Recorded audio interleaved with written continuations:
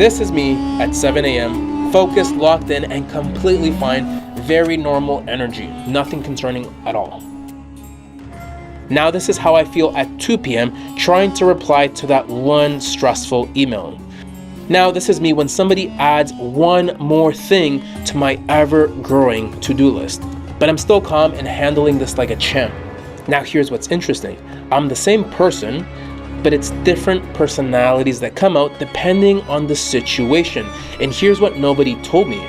That's not a discipline problem, and that's not even a character flaw. Your body shifts states all day long and your behavior follows. So here's the thing.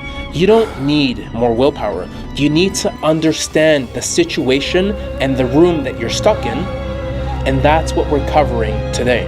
So let me ask you a question. If stress can change your perception, how many of your reactions were never actually your personality? Have you ever arrived somewhere where you're supposed to enjoy the moment and then you realize that your mind never actually made it there? So your body's there, but everything else stayed behind. This is what I'm going to talk about in today's video. So I'm going to tell you a story about a time I went on vacation, and that vacation taught me more about my own state than years of studying ever did. I don't want to go. And that's basically what I was telling myself the entire time, and that's where the story starts. So I didn't want to go to the airport. I didn't want to go to the resorts, and it starts with me sitting at my desk before this trip that we were planning as a family, but I was stressed about work. I was stressed about everything that I was going to have to put on hold, and already in my mind I was building this situation that this trip is just bad timing. But maybe this would be a good opportunity for me to finally, for once in my life, relax. So I was already in the state of being stressed out. So before we even packed the bag, my mind was just wired that I didn't want to go on vacation. And if you've ever traveled with children in your life, you already know what I'm about to say. A vacation with kids isn't necessarily a vacation. It's more of like a operational, tactical, like you're just planning everything. Do they need a change? Do they need extra clothing? Do they need water? Do they need food? It's an operational, logistic mess. You're getting everyone ready. You're getting ready to go to the airport, the waits, the flights, the landing, finding the transfer to the next connection, getting to the hotel. By the time we finally arrived, it felt like an entire day had passed and we were just getting there.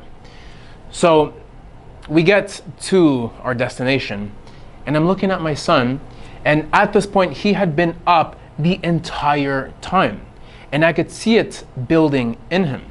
The tiredness, the irritability, and I remember he was holding it all together for way too long. And I could see it just getting ready to, like he was gonna explode in frustration. So by the time we finally sat down to eat, our first meal of the trip, my son decides to stand up and he says, "I do not want to eat." And he starts running. He ran away from me. And at first it was a little bit funny because we're on vacation and I thought he was kind of playing with me. So it was funny. It's a classic kid move. So I kind of laughed it off. But then he kept running. So then I get up to chase him, and by then the whole family had already gone to the buffet to get their food, and I'm just kind of weaving to go catch my kid. So I grab him, and what ended up happening was that we start walking back, and this was all about maybe 2 minutes or less. And by the time we get back to our table where we had just dropped everything off, my sunglasses, my $500 pair of sunglasses, gone. Nobody saw nothing. Nobody knew anything. They just weren't there anymore. And I want you to think about where was my mind already leading up until this point? I didn't want to go on this trip. And I had spent the entire day traveling to get to that point. I was exhausted. I was already stressed out and carrying all of the weight of everything that I had to push to the side related to my work. And now this. So even though we had just arrived, even though the resort was beautiful, this was supposed to be the moment that I was supposed to relax.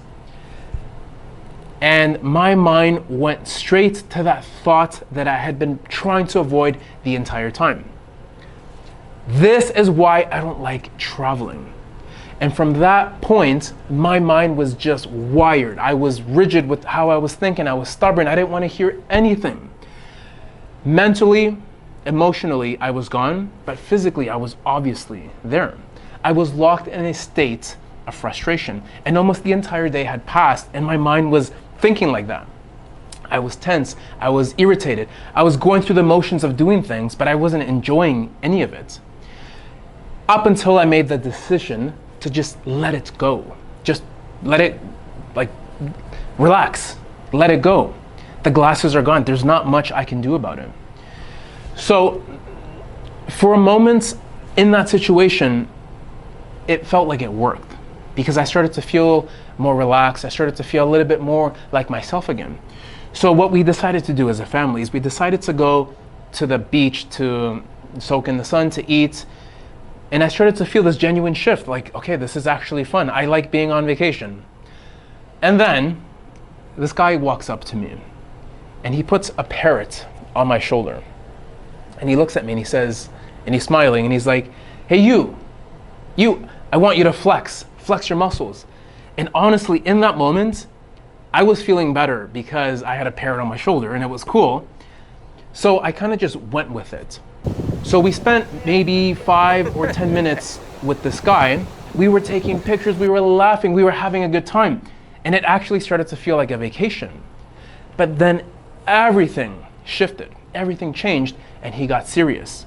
And he got in my face and he said, you owe me $100 for all the pictures you just took. And just like that, every bit of good feeling I had, everything that I had built up to that point in terms of uplifting myself was completely gone. Because I wasn't about to pay $100 for those pictures. Not even a 1% chance. But the point is this. The point is how fast I snapped back into this miserable state. How ready my body was, like it just went back into that state. Because in that moment I realized I was never out of that state. I just basically put a lid on it, and I got to the point where that parrot on my shoulder and the fact that I felt like I was getting scammed just blew the lid off of it. So this is what I want to talk about today, because this is what I call state lock.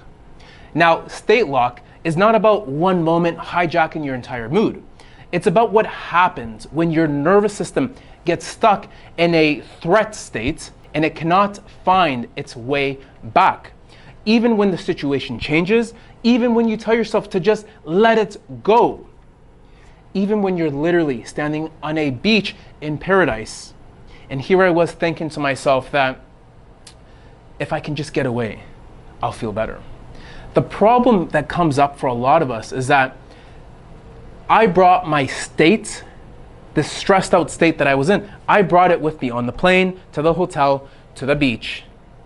And I carried it all the way through the entire trip. And it was in that moment I started to really understand that a great place won't feel great if you're trapped in the wrong state mentally. So you do have to understand this one important principle. You don't experience life through the locations, through the places that you go. You experience it. You experience life through the state that you're in. So here's what actually happens when you're in a state like this. From the moment that I started dreading this trip, my nervous system was already primed for stress. I was stressed even before traveling. Exhaustion during traveling, frustration with the glasses, and each one of those moments added activation to my stress level without any real recovery in between. And scientists call this type of stress stacking, which just means that any unresolved stress doesn't disappear. It starts to layer itself. Each new stressor lands on top of the last one that never fully cleared. And when that happens, your nervous system shifts into what researchers call chronic threat state. So your body is not responding to what is happening right now. It's responding to everything that has been building up. And that's why the parrot, that little bird felt like it was the last straw for myself. And honestly, every frustration starts to feel like it's bigger than it actually is. And every attempt to enjoy something starts to feel like it's undermined by this tension that's already running underneath it. And this is what we call a state-dependent perception, which just means that the experience that you are living is shaped by the states that you are already in. So a sunset looks different when you are calm versus when you're locked in a state of frustration. The same conversation lands differently depending on what state you are carrying into it, and the same vacation will feel completely dependent on whether your nervous system feels safe or it's activated. And this is not a mindset problem. This is biology. And for most parents and professionals, this is happening every single day. Not on vacation, but at home. A bad morning follows them into work. A stressful meeting follows them into lunch. A hard afternoon follows them into dinner. And a frustrating evening follows them into sleep. And they wake up the next day already carrying a world of stress from yesterday. And the unfortunate part is that as time passes, this becomes your baseline. And you start thinking that this is just maybe who I am. So today we're not going to fix anything. We are just learning to see this state lock, because the first step into shifting a state is knowing when you are in one. So today's homework is called your state lock profile. And I want you to identify 3 things. First is your primary states. Which one did you get pulled into most often? Are you wired? Are you frozen? Are you overwhelmed? Are you irritable? Does your body shut down? Second is your trigger. What are the moments and situations that tend to pull you there? A certain time of the day, maybe, a certain person, a certain situation at work, or maybe at home. And third is your pattern. How long do you usually stay in that state lock after it's happened? Is it minutes? Is it hours? Is it the rest of the day? Because when you put all those 3 things together, you have a state lock profile. And this is your second asset. So this is your second bit of homework from this challenge. And once you have it, you stop blaming yourself for your reactions and you start to understand them. So what I want you to do is to take your profile to the community, post it in the Day 2 thread, and tell us which state you get locked in the most and what tends to trigger it. And remember, you're not alone in this one. And if you want help one-on-one, the link is down below somewhere here, and I will see you in tomorrow's video.